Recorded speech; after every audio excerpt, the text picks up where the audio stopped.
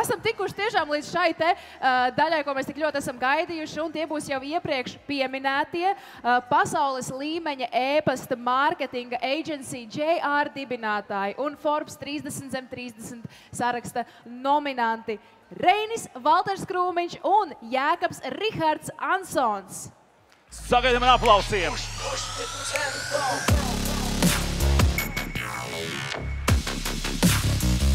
Labrīt visiem!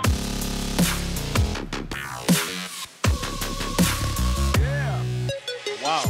Šeit tiešām ir daudz cilvēku.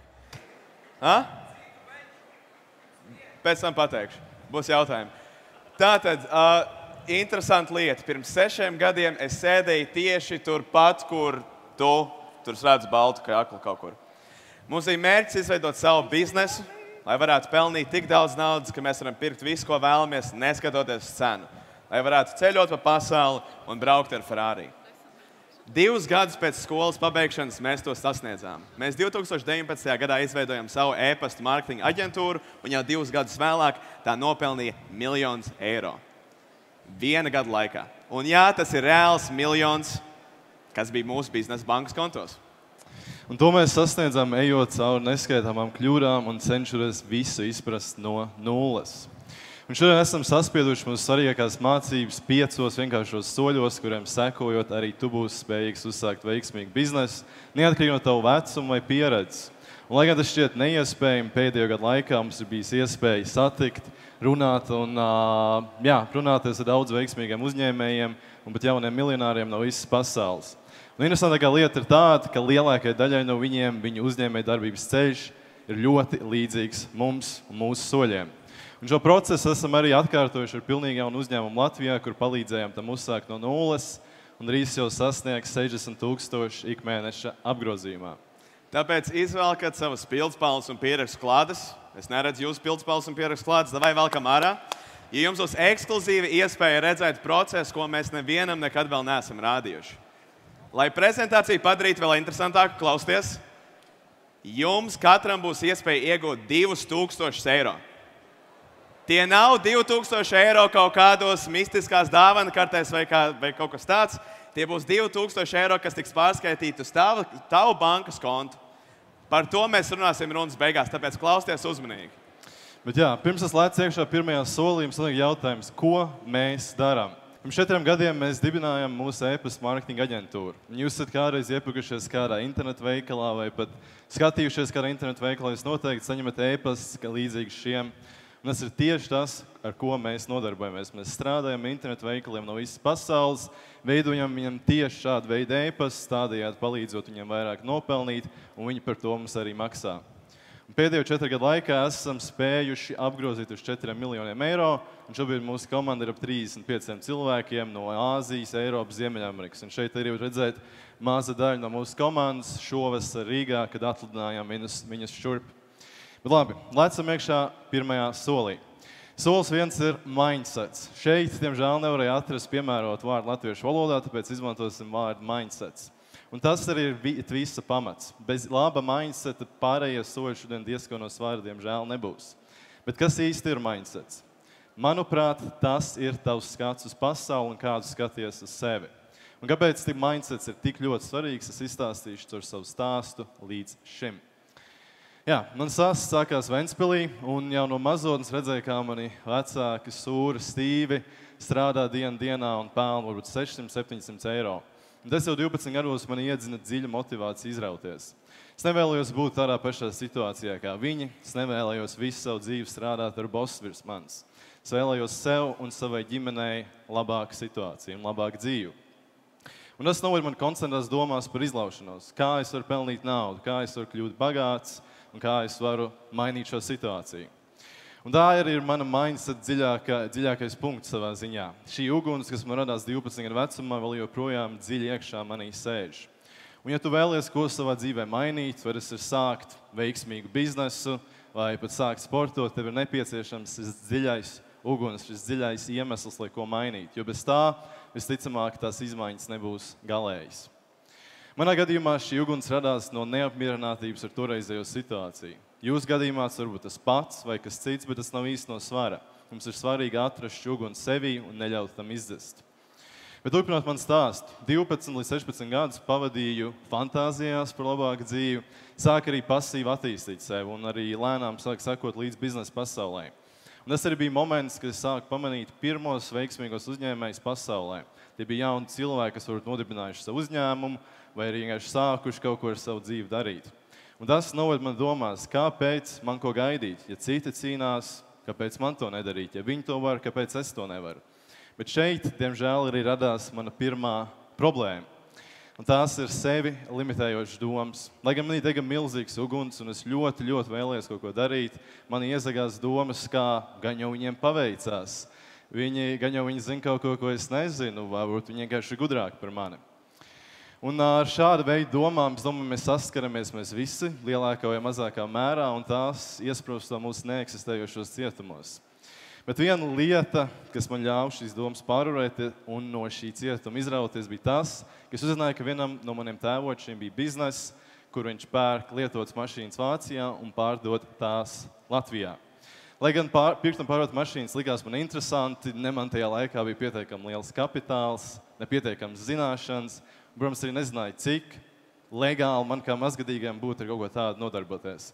Tāpēc nolēmu iet ar lietotu pulksteņu pirkšanu un pārdošanu eBay platformā. Iztērēju to laiku visus savus iekrātos 100 eiro pāris pulksteņos, satīrīju viņus, varbūt nomainīju kādu bateriju un ievietoju viņus atkal platformā par dārgāku summu, neko daudz negaidīdams. Bet man par pārsteigumu 2 nedēļu laikā kāds tos pulksteņus nopirka. Un tā arī paralēli skolai Vācijai nākamos 2 gadus tieši ar šo nodarbojos. Bet interesantākais ir tas, ka šīs limitējošās domas, ko es minēju iepriekš, kā piemēram, gan jau viņiem paveicās, gan jau viņi zina, kaut ko, ko es nezinu, tā tālāk no mana prāta pilnībā izgaisa tajā mirklī, ka man vēlāk bija iespēja tikties un runāt ar daudz veiksmīgiem uzņēmējiem, pat jauniem miljonāriem no visas pasaules. Jo taisnība ir tāda, ka lielākā daļa no viņiem ir stulbi. Un stulbi tā vārda tiešākajā nozīmē. Lieta, kas viņus līdz tam punktam aizveduši, nav tas, ka viņi ir ekstra gudri vai viņi kaut ko zina, bet tas, ka viņi ir darītāji. Viņi dara un vēlreiz dara. Tāpēc, domāju, no mana stāsta otrais galvenais punkts būtu tas, ka jums vienkārši jāizmet visas savas limitējošās domas miskastē un sākat vienkārši darīt. Šodien ir labākā diena, lai ko sāktu. Un ja tev ir uguns, es atradu šo dziļo motivāciju sevī un ticis galā ar savām limitējošām domām, tad es principā gatavs lidojumam. Bet manā stāstā ir arī trešais punkts. Un tas ir, esi gatavs iet uz 110%. Esi gatavs upurēties un pastāv tikai plāns A. Ko es ar to domāju? Kad mēs ar Reinu sākām šo biznesu pirms 4 gadiem, mums nebūtu negāja viegli. Es biju tikko svaigi beidzis ģimnāziju Vācijā ar vairākām opcijām, ko darīt. Bet manā prātā bija tikai un vienīgi plāns A, un tas ir nostāties savām kājām ar biznesu. Vecākiem es teicu, ka es ņemšu gadu pauzi no skolas, lai izdomātu, kur iet studēt. Bet, zināmā mērā, tie bija meli. Studēt es galīgi tajā mirklī nevēlējos, un prātā bija tikai un vienīgi plāns A. Un tas gads, tajā gadā septembris līdz decembris sastāvēja no smaga darba dienā uz biznesa bez īsts atmaksas. Ja pareizi atminos, decembrī mums katram sanāca ap 300 eiro. Protams, pirmā nauda no biznesa, tas ir forši, bet 300 eiro, protams, nav pietiekama summa, lai teiktu vecākiem, ka es neiešu studēt, vai arī, lai sāktu patstāvīgu dzīvi. Un arī tajā mirklī jau bija deadlines, kuram es tuvojos, kuras var pieteikties studijām uz nākamo gadu. Tā kā zināmā mērā es biju bezdibeņa malā. Vēl vienu gadu pie vecākiem es īsti palikt nevaru, ja es neesmu studēt, un studēt es absolūti nevēlējos. Man prātā bija tikai un vienīgi plāns A. Un varbūt tas jums liekas stulbi vai riskanti, bet konkrētos gadījumos es uzskatu, ka ir ļoti, ļoti svarīgi nostādīt sevi šādās bezizējas situācijās. Un, lai jūs to labāk saprastu, pieļauju, ka lielākā daļa no jums ir bijuši situācijā, ka jums ir kāds svarīgs mājas darbs vai kāda lielāka prezentācija, ko jūs atliekat līdz pēdējai dienai. Un tad, ja jums maģiski parasti aizņem 3-4 stundas, lai izpildītu, tagad maģiski jūs varat izdarīt stundas laikā. Un kāpēc tas ir tā? Tāpēc, ka jums nav citas opcijas. Jums ir jādara, jūs vairs nevarat to atlikt, jums ir jādara, un tad maģiski jūs varat izdarīt visu, ko vajag. Tas pats arī attiecās uz šo situāciju. Es biju bezdibeņa malā, man nebija citas opcijas, kā vien darīt vēl vairāk. Es biju bezdibeņa un strādāt vēl vairāk. Un tam pateicoties, mēs arī varējām sasniegt mūsu pirmo izlaušanās mēnesi, nemaldos, aprīlī 20. gadā, kur mēs apgrozījām 4000 eiro. Protams, 4000 eiro šķiet kā liela summa, zināmā mērā tā arī ir, bet tajā biznesa stadijā tie arī varēja būt pēdējie 4000 eiro. Bet man pietika ar šo mazo cerības stariņu, lai pieņemtu lēmumu, ka jālec okeānā. Šeit, diemžēl, gifs nestrādā, bet tur ir gifs ar cilvēku lecot okeānā. Un ko es ar to domāju, ir tas, ka es sevi nostādīju vēl lielākā bezizējas situācijā. Es izlēmu, ka es pārvākšos atpakaļ uz Latviju, un mēs ar Reinu ievāksimies kopīgā dzīvoklī. Tas nozīmē, ka opcija, kā muļķim, iet atpakaļ uz Vāciju īsti nepastāvēja. Sliktajā gadījumā vai nu viss aizies, vai man ar savu svaigo vidusskolas izglītību kabatā būs jāmeklē parasts darbs Latvijā. Un tagad varējām veltīt 110% no sava laika biznesam ar milzīgu uguni zem mūsu pakaļām. Un tas arī atmaksājās, jo pirmajos vasaras mēnešos pēc ievākšanās kopā mēs sasniedzām milzīgu izaugsmu. Un jau augustā 20. gadās čērsojam 25 000 mēnesī. Un tikai galvenā mācība šeit ir kaut kas, ko jūs tiešām ļoti vēlaties. Esat gatavi upurēties, esat gatavi ietam pakaļ ar visiem 110%. Sadedzināt laivas, tiltus, visas citas opcijas un neiet pakaļ tam, ko jūs vēlaties ar visu savu gribu. Un tagad mazs atskats uz pirmo soli, atrodat savu uguni, sākat vienkārši darīt un esat gatavi iet uz 110%. Pirms es atklāšu jums otro soli līdz savam pirmajam miljonam, man jums jāizstāsta savs stāsts. Jau kopš bērnības vēlējos pelnīt lielu naudu. Tas es kā mazs bērns. Un tas bija īpaši tāpēc, ka es redzēju, ka mana mamma ļoti sūri un grūti strādā. Tas bija tāpēc, ka viņai nācās strādāt vienai, jo mans tēvs bija mūsu pametis pirms manas dzimšanas. Man bija liela motivācija mēģināt viņai palīdzēt. Mana pirmā vēlme strādāt sākās, kad man bija kādi 8 gadi. Domāju, ka paaugšos un vasarā sākšu strādāt Hesītī. Diemžēl mani sapņi izgaisa, jo man vēl nebija 13 gadu un nevarēja legāli pieteikties darbā. Es metu plinti krūmos, līdz mamma man iepazīstināja kādu cilvēku vārdā Gunters. Šis cilvēks vēlāk kļuva par manu patēvu. Un kad es viņu satiku pirmo reizi, mana mute atvērās, jo viņš dzīvoja lielā mājā, un uzreiz pirmais instinkts bija mammai jautāt, ko viņš dara. Mamma man teica, viņš ir uzņēmējs, viņam ir savs uzņēmums. Es viņai pārjautāju, jo tajā laikā es nesapratu, ka cilvēki paši savus uzņēmumus var veidot. Viņai jautāja, vai viņš ir uzņēmuma vadītājs, viņš ir darbinieks. Viņa teica, nē, viņam ir pašam savs bizness. Tieši tas bija brīdis, kad es sapratu, ka vēlos būvēt pats savu biznesu, nevis strādāt algotā darbā. Un tā arī nonāca līdz pirmajai biznesa idejai. Gifs neiet, bet pirmā biznesa ideja, kad redzēju, kā viens no mūsu kaimiņiem gāja makšķerēt. Un es multfilmās biju redzējis, ka makšķernieku uz āķa liekas liekas un nolēmu aiziet dārzā, sarušināt liekas kastītē un mēģināt pārdot tās viņam. Es atradu makšķernieku problēmu, kas ir, ka viņiem nepieciešama ēsma un mēģināju to problēmu piepildīt ar savu produktu. Šis bizness diezgan ātri izgaisa un es gāju pie nākamā. Tā kā esmu jaunietis, es daudz skatījos YouTube, redzēju daudz bagātus YouTubers un pats arī gribēju tāds būt. Šeit ir bilde ar mani pirms viena no pirmajiem YouTube video. Es sāku likt 2 līdz 3 video nedēļā ar saviem Minecraft gameplayiem. Diemžēl pēc gadiem ilga laika, jā, es redzu, ka jūs smejaties, pēc gadiem ilga laika tur maksimāli nopelnīt 30 centus. Taču YouTube man deva jaunas connections ar citiem YouTuberiem, un es izpratu problēmas, kas viņam ir. Viena no tām ir, ka viņiem nepieciešama banneri. Jūs aiziet kādu YouTuberi, jūs redzat augšā, viņiem ir grafiskais banners. Es iemācījos grafisko dizainu un sāku veidot šādus bannerus, un par katru banneru saņēmu 20 eiro. Ārpus darba es sāku nodarboties ar fitnesu. Jā. Un es izveidoju kontu Reinas Fit. Mani vienaudži mani pēc tā konta vēl atcerās. 2 gadu laikā es sakrāju gandrīz 13,000 sekotāju, un tur arī prasmi iegūt sekotājus man deva pirmo reālo biznesa ideju, kad es to varu darīt citiem. Es varu piedāvāt sociālo mediju managementu kā pakalpojumu. Kā tajā laikā bija vairāk sekotāji kā LMT un citiem lielākiem Latvijas uzņēmumiem, un man likās, ka es varēšu pie viņiem mierīgi aiziet un pateikt, viņiem jāstrādā mani. Savu kontu būtu izmantojis kā tādu pierādījumu, kad es to varu izdarīt, bet problēma sākās ar to, kad es gāju pie uzņēmuma īpašniekiem, un neviens 40 vai 50 gadīgs uzņēmējs mani neuztvēra nopietni kā 16 gadnieku. Bet tas man neaturēja. Es turpināju rakstīt augstos ēpastus. Es paņēmu savu telefonu, vienkārši zvanīju uzņēmumu īpašniekiem un teicu, ka viņiem jāstrādā ar mani kopā.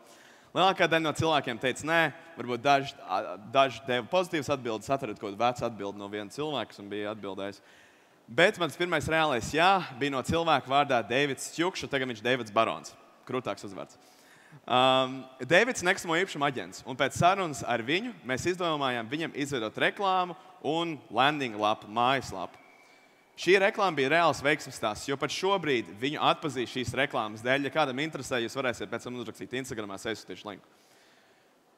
Tad, ik pa 3 mēnešiem, man bija iespēja nopelnīt 1 līdz 5 tūkstošiem eiro, atrodot jaunu klientu un sākot viņiem strādāt kopā. Un tas bija tas brīdis, kad mazais Reinis atrada otro soli līdz savam 1 miljonam. Tas ir nepārtraukti iegūst un attīsti prasmes. Kad es uzsāku savus projektus, lielākā daļa no tiem izgāzās. Un man visu laiku likās, ka esmu neveiksminieks, ka es neko nevaru izdarīt, nekas nesanāk, un nesapratu, kāpēc citiem uzņēmējiem viss sanāk, bet man ne. Bet vienīgā atšķirība starp mani tad un mani tagad ir manas prasmes. Un ar katru projektu, ko es sāku un kurā es izgāzos, es ieguvu jaunas prasmes, kas man noderēja vēlāk. Un pieņemsim, tagad jūs sāksiet veidot savu biznesu. Es šeit izveidoju tādu kā mazu piramīdu ar dažādiem soļiem. Jūs varbūt šobrīd mākat ļoti labi veidot TikToks vai mākat no koka izgravēt svečturus. Un tas ir produkts, kas ir jūs kā bāzes prasme. Tikai ar to prasmi vien jūs daudz nenopelnīsiet. Jūs varbūt sāksiet pārdot produktu saviem, vecākiem, draugiem, klases biedriem, varbūt maksimums nopelnīsiet 1000 eiro. Kad jūs izveidosiet mājaslapu, mēģināsiet tos pārdot vairāk cilvēkiem, jūs sapratīsiet, neviens nenāk un neviens neko nepērk.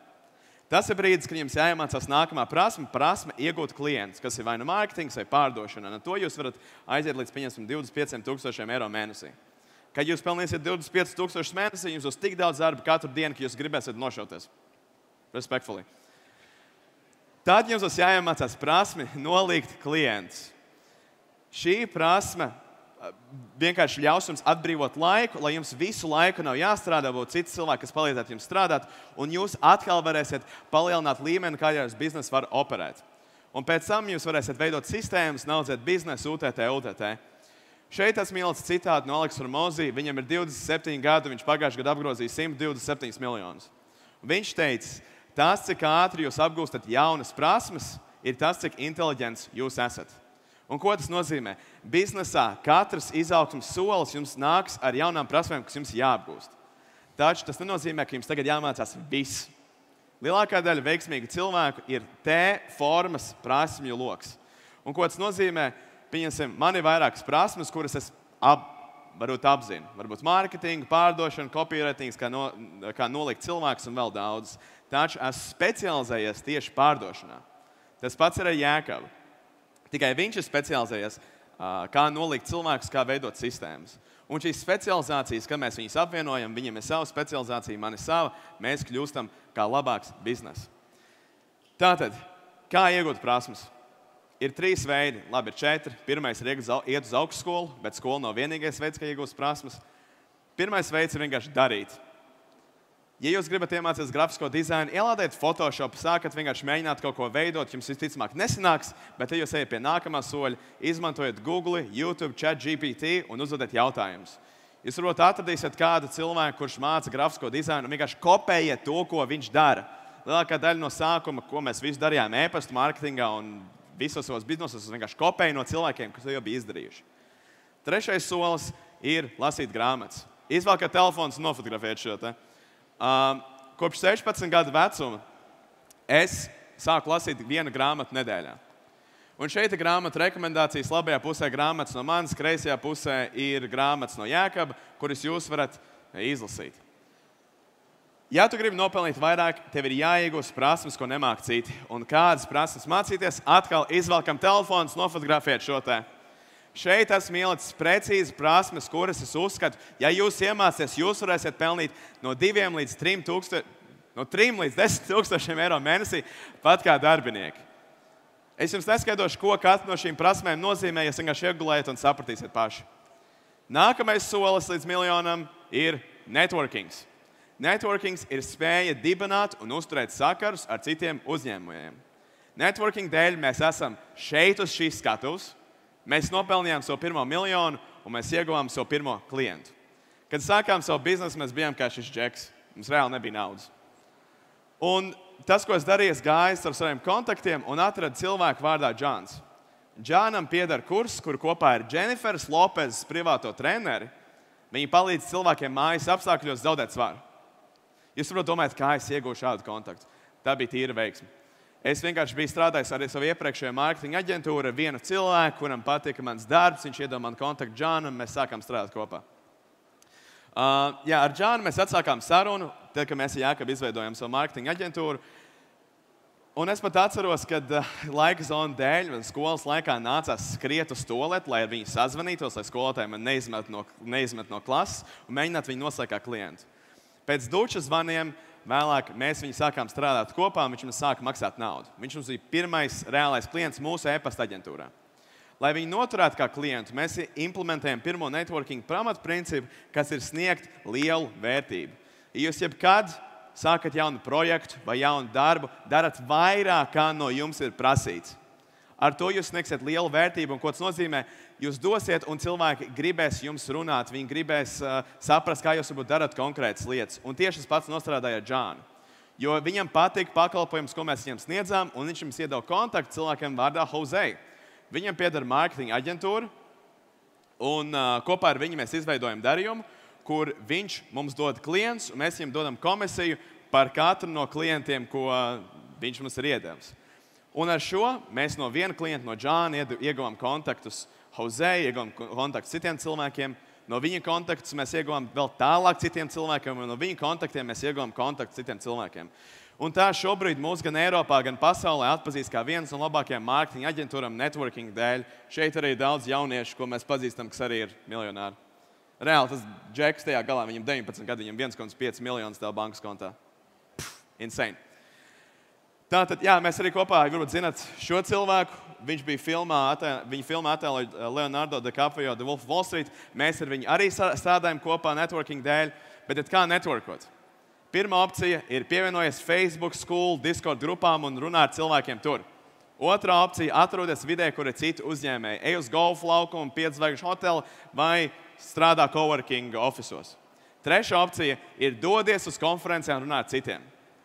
Tā kā mēs esam šeit šajā konferencē, man jums katram ir uzdevums. Atrodiet kaut vienu cilvēku, ar ko jūs šobrīd varat uzsākt sarunu. Nevis šobrīd, bet šodien. Tas būtu cilvēks, ko jūs vispār nezināt. Jo varbūt jūs atradīsiet Reinu savam Jākabam vai Jākabu savam Reinim. Kā uzsākt sarunu, par ko man runāt, vienkārši izstiep roku un saka sveiki. Tik vienkārši. Vai uzdod jautājumu, ko domāju par Reinu Jākabu runu, vai tie jūs uzsādat savu SMU vai biznesu, vai vienkārši, ja kādam ir rekords, tur fujekam Jordani. Jā, varat par Jordaniem runāt. Pavisam vienkārši. Es bez kauna varu teikt, ka pēc runas gribēšu networkot ar citiem runātājiem, bet īpaši ar Emīlu no iPhone Photography School. Ja viņš to šeit jau ir un to dzirdēja ļoti labi. Lai parādītu, cik vēl networkings ir īpašs un nepieciešams, Deivids, mans pirmais klients manai nevis e-pastu, bet sociālo mediju mārketinga aģentūrai, šogad kļuva par biznesa partneri uzņēmumā, kur mēs pērkam, izremontējam un pārdodam dzīvokļus. Tagad esam nonākuši pie soļa 4. Trial and error. Jeb dari, analizē un dari atkal. Ļoti reti tavs pirmais bizness izdosies. Ticamāk, tā būs neveiksme. Tas pats arī attiecās uz jebko, ko tie pirmajā biznesā darīs. Visticamāk, viss būs pagalam nepareizs. Un to ir svarīgi apzināties, jo daudz cilvēku ciešot pirmo neveiksmīgo biznesu, met plinti krūmos, un tā arī viņu uzņēmējdarbības stāsts beidzās. Bet iekal savas smadzenēs, ka visticamāk tos pirmais bizness neizdosies. Un jebkas, ko tie biznesā darīs, būs pagalam nepareizs. Bet tikai tā, ejot no kļūdas uz kļūdu un mācoties no tām, tu būs tuvāk sasniegumiem. Un, lai šo principu jums labāk vizualizētu, šeit ir maza tabuliņa. Un baltā raustītā līnija esat jūs vienkārši smagi strādājot. Protams, ilgākā laika periodā tikai un vienīgi ar smagu darbu un darot vienu to pašu lietu, jums būs panākumi. Bet, ja jūs implementējat šo principu, dari, analizē, dari atkal, jūs spējat mācīties no savām kļūdām un uzlabot savus nākamos mēģinājumus. Un tā ilgākā laika periodā jūs sasniegsiet rezultāts līdzīgāks dzeltenai līnijai. Un tur atšķirība ilgākā laika periodā tiešām ir milzīga. Tā kā, jā, mūsu bizness kā tāds sastāv principā tikai un vienīgi no dari, analizē un dari atkal. Mūsu pirmais pakalpojums bija Facebook reklāmas, un mēs mēnešiem ilgi meklējām kaut vienu klientu un neatradām nevienu. Tad nevis, lai padotos, mēs padomājam, kāpēc tā tas varētu būt. Nonācām pie secinājuma, ka tolaik vienkārši bija pārāk daudz citas aģentūras, kas piedāvā to pašu pakalpojumu. Tad izdomājām, ok, mēs nomainīsim pakalpojumus e-pasta marketingu. Un tas bija ļoti veiksmīgs lēmums, jo tas uzreiz aizgāja daudz labāk. Un tas pats stāsts arī attiecās uz visām citām biznesa komponentēm, piemēram, lai dabūtu konstantu jaunu klientu plūsmu, mēs bijām mēģinājuši rakstīt augstos e-pastus, pat laist Facebook reklāmas klientu piesaistē un citas metodas. Bet neaizgāja, lecām uz nākamo, padomājām, kāpēc nevarētu aiziet, paņēmām šīs mācības līdzi, līdz kamēr mēs nonācām pie mūsu pirmā īstā stabilā klientu piesaistes kanāla, kas ir Instagram Outreach. Vienkārši mēs rakstījām mūsu potenciāliem klientiem caur Instagram. Un tas viss ir attiecās uz visiem citiem biznesa komponentiem, sākot no klientu piesaistes, uz pakalpojumu izpildi, komandas izveidi, sistēmu izveidi, grāmatvedību. Visas šīs lietas tika apgūtas, ejot grūto ceļu, ejot cauri neskaitāmām kļūdām, cenšoties tās saprast un mēģinājām atkal, līdz kamēr aizgāja. Un smieklīgākais stāsts šeit ir tieši par pakalpojumu izpildi. Viens no mūsu pirmajiem klientiem bija daudz lielāks klients nekā ar ko mēs iepriekš bijām strādājuši.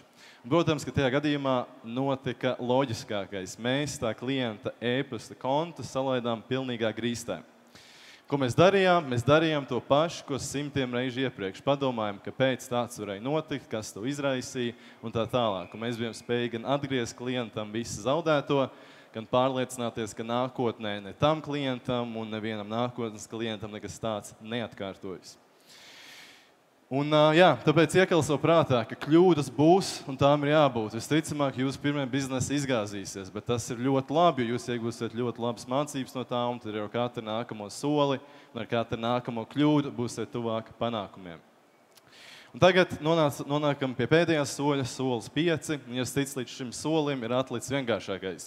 Te jau ir dzels mindsets, tu esi iegūs augstas vērtības prasmes, un tu esi gājis cauri neskaitāmām kļūdām, un tev visticamāk jau ir ejošs bizness. Un viss, kas tev atlicis darīt, ir turpināt darīt. Tāpat kā man ir bijis gods tikties, runāt ar daudziem jauniem miljonāriem, veiksmīgiem uzņēmējiem, tāpat man arī bijis tas gods pieredzēt daudz citu kļūdas un neveiksmes. Es zinu, daudz cilvēks iziet cauri visam šim grūtajam uzņēmēju darbības ceļam, līdz tie sasniedz savu pirmo nopietno naudu, pirmos sasniegumus, un tad viņi vai nu apstājas, vai nu maina virzienu, vai vismaz piebremzē. Un tā ir lielākā kļūda, ko tu vari izdarīt, sasniedzot šo līmeni. Jo bieži vien pacelt kaut ko no nulles uz daudz grūtāk nekā noturēt esošo biznesu konkrētā līmenī. Un šeit man arī ir stāsts. 21. gadā mēs kopumā apgrozījām 1,6 miljonus. Uz ekrāna redzat 1,4, bet mums arī virs 200,000 vienāds pat aiz no bankas pārskaitījumiem. Un šeit, protams, mums biznesam gāja ļoti labi. Mēs pelnījām ļoti labu naudu, bet mūsu bizness vēl nebija stadijai, kuras varētu izdzīvot bez mums. Un nevis, lai tagad atpūstos, ņemtu soli atpakaļ, mēs strādājām 15 stundu dienas ilgu šo gada periodu, un bija pat periods, kurus atceros, kā es 6 no rīta pārnāku mājās no coworking space, lai iet gulēt, un es dzirdu, kā blakus istabā Reinim skan modinātais, lai 6 no rīta celtos. Mēs strādājām bez atpūtām, bez ballītēm, bez īstām brīvdienām, līdz kamēr mūsu biznesa sasniedz stadiju, kur tas spēj izdzīvot bez tik liels mūsu iesaists. Galvenā mācība šeit ir, ja jums ir biznesa, novedat to līdz galam, neapstājieties, neļaujiet savai pirmajai naudai, saviem pirmajiem sasniegumiem ietekmēt jūsu ego un novedat visu līdz galam. Tagad jūs zinat 5 soļus, kam jūs varat sekot, lai jūs būtu tajā pašā pozīcijā, kur esam mēs. Lai tie labāk iespiestos jūsu galvās, mēs tiem pāriesim aši pāri atkal. Jā, solis 1 mindsets, atrodat sevī dziļu uguni, motivāciju, metat visas savas limitējošās domas, viss, kas tev vienkārši sākat darīt, un esat gatavi iet uz 110%. Solis 2 iegūst prasmes. Diezgan self-explanatory. Solis 3 networkings. Šeit gribu atgādināt, katram no jums vismaz uzsākat sarunu ar kaut vienu cilvēku un turpināt runāt ar citiem uzņēmējiem, jo tas jums var palīdzēt atrast jaunas biznesa idejas vai atrast jaunas biznesa partnerus un augt tālāk. Ceturtais trial and error. Dari, analizē, dari atkal. Pablo Picasso pirmais glezojums, protams, nebija veiksmīgs. Viņš nepadevās. Tāpat arī jūsu biznesa. Jūsu pirmais biznesa izgāzīsies, bet ar katru kļūdu jūs būsiet tuvāk sasniegumiem. Un piektais, vienkārši turpināt darīt, līdz kamēr jūs biznesa var izdzīvot bez jums. Un tagad, kā apsolījām, jums būs iespēja uzvarēt vinnēt līdz 2000 eiro. Viss, kas jums aizdara, izvēlēt savus telefonus, noskanējot šo QR kodu un izpildat formu. Un tad mēs izvēlēsimies divus uzvarētājus, divus biznesa idejas esošus biznesus līdz 30. oktobrim, un tad jūs varēsiet šo balvu uzvarēt, un uzvarēt arī tiks paziņoti Junior Achievement Latvija Instagram kontā. Tā kā skenējiet, un paldies par uzmanību. Urā! Aplausi mūsu pirmajiem runātājiem. Jā. Kungi, mēs gribam jums piedāvāt vienu ļoti īpašu spēli, kas saucās Gribi būt miljonārs vēlreiz. Jā. Un paldies. Tātad tas, kas mēs uzdosim jums jautājumus, un mēs noskaidrosim, vai jūs zinat atbildes. Jūs drīkstat pacelt rokas vai kliegt no vietas. Kādu variantu jūs izvēlaties? Abus. Abus uzreiz celsiet rokas un kliegsiet no Bez vietas. noteikumiem. Jā. Tātad mēs sāksim ar pirmo. Jā, pirms mēs sākam spēli, mums vajag, lai džinglu visu tā kā ierunā visu kopā. Tātad jums jāpasaka, tā, ka grib būt miljonārs, un tad vēl tāda neliela pauze, vēlreiz tāda pamēģinām vēlreiz. Šis ir labākais džingls, ko mēs šī mirklī varējām atļauties šai spēlei, un tad sāksim ar pirmo jautājumu. Kurš teicis šos vārdus? Klienti nav pirmajā vietā ir darbinieki. Ja tu parūpēsies par saviem darbiniekiem, viņi parūpēsies par klientiem. Atbilžu varianti – Jūlijs Krūmiņš, B. Ričards Bensons, C. Jeffs Bezos, D. Francoāza Betekūra Mejersa. Es pieļauju, ka B. Ričards Brensons. Ričards Brensons. Vai tā ir galīgā atbilde? Man tas vienkārši jājautā, jo to pieprasa vienkārši noteikti. Tā ir galīgā atbilde. Atbilde ir pieņemta un... Atbilde pieņemta un atbilde pareizā! Ļoti labi. Tātad... Nākamais jautājums, ne? Pazīstat visus no šiem cilvēkiem? Pēdējo nē. Jā, tā pēdējā ir vienīgā dāma šajā sarakstā, kas ir Francoāza Betekūra Mejersa. Viņa ir visbagātākā sieviete pasaulē. Viņas īpašuma vērtība tiek lēsta ap 80,5 miljardiem dolāru. Mans nākamais jautājums ir, viņa ir L'Oreal īpašniece, kurā vietā viņa 2023. gadā ierindojās Forbes pasaules bagātāko cilvēku topā. 1., 11., 111. vai 1111. B? Es liecos tuvāk D, bet... B varbūt. Nu, pagaidi, vai tad 1000 vīrieši būs bagātāki, līdz būs tikai viena sieviete? 1000? Nu, nezinu. Nu, tad varbūt B vai C, es domāju. Nu, vienu mums vajadzētu. Es Papildu iespējas mēs neesam sagatavojuši. Es teikšu B. Lai iet B. B. Atbilde ir pieņemta un atbilde ir pareiza. Aplausi, aplausi, aplausi! Pašlaik viss viņam veicās labi. Viņam vēl pašlaik viņi saglabā savu miljonu, jo spēle principā ir uz viņu miljonu. Tādā ziņā to mēs laikam nepateicām līdz galam. Bet visbeidzot noslēdzošais jautājums. Kurš ir labākais Rīgas e-pastu mārketingam? Neviens. Atbilde E. Klaivio. Tātad E. Leidio. Jā, nu mēs laikam un šī nestrīdēsimies. ir pareizā atbilde, jo mēs īstenībā nezinājām atbildu šo jautājumu. Mēs reāli gribējām uzzināt no viņiem viņu panākumu noslēpumu. Ļaunais plāns ir izdevies. Jā. Vēlreiz liels paldies Uzgavilei, mūsu pirmajiem runātājiem, Agency JR dibinātājiem. Es ticu, ka jūs esat iedvesmoti, un arī es esmu iedvesmoti. Man šīs te runas tiešām aizcēr dziļi un sariež asaras acīs, jo es ticu, ka viss, kas ir nepieciešams, ir darīt, ir spērt soli virzienā, kurā tu vēlies doties, un tu tur nokļūsi. Un man liekas, ka nav citu variantu, bet iesākums ir ļoti jaudīgs.